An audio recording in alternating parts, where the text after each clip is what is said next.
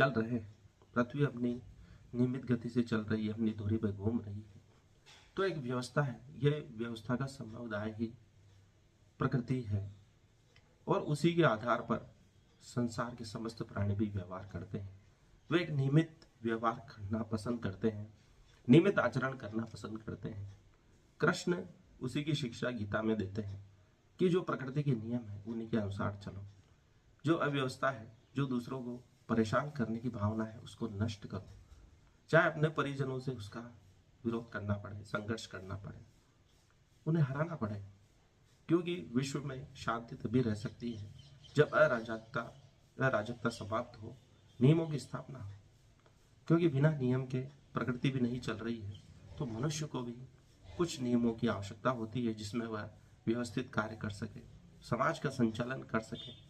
इसलिए समाज शास्त्र का सबसे महत्वपूर्ण नियम यह स्थापित हो सकता है कि प्रकृति या समाज अव्यवस्था से व्यवस्था की ओर बढ़ता है और उसके बीच की अवस्था ही क्रांति की अवस्था है, जिसमें कुछ लोग विरोध करते हैं, कुछ लोग उसका समर्थन करते हैं, लेकिन धीरे धीरे लोगों को बात समझ में आती है।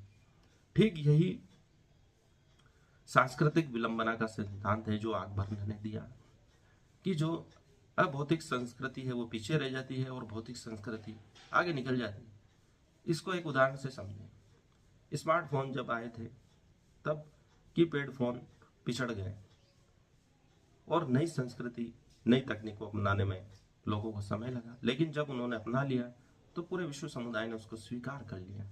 इसी प्रकार अव्यवस्था से गुजरता हुआ समाज व्यवस्था में आता है तो बीच की अवस्था बड़ी अशांतिपूर्ण होती है।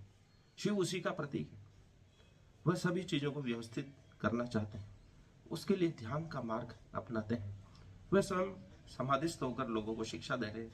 शांति ही व्यवस्था का मार्ग है, ध्यान ही व्यवस्था का मार्ग है, ध्यान ही परम शांति का, समाधि का मार्ग है।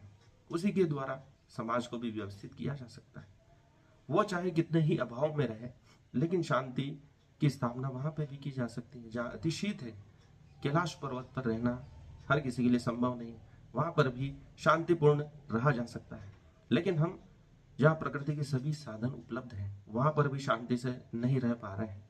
वहां शिव हमें शांति की स्थापना का संदेश देते हैं। कृष्ण अर्जुन को भी यही संदेश देते हैं कि शांति कैसे स्थापित की जाए, अव्यवस्था से व्यवस्था की ओर कैसे बढ़ा जाए, अराजकता से राजकता की ओर कैसे बढ़ा जाए।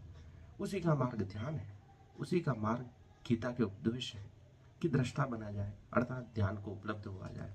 आज के लिए इतना ही। इसे लाइक करें, चैनल को सब्सक्राइब करें। धन्यवाद।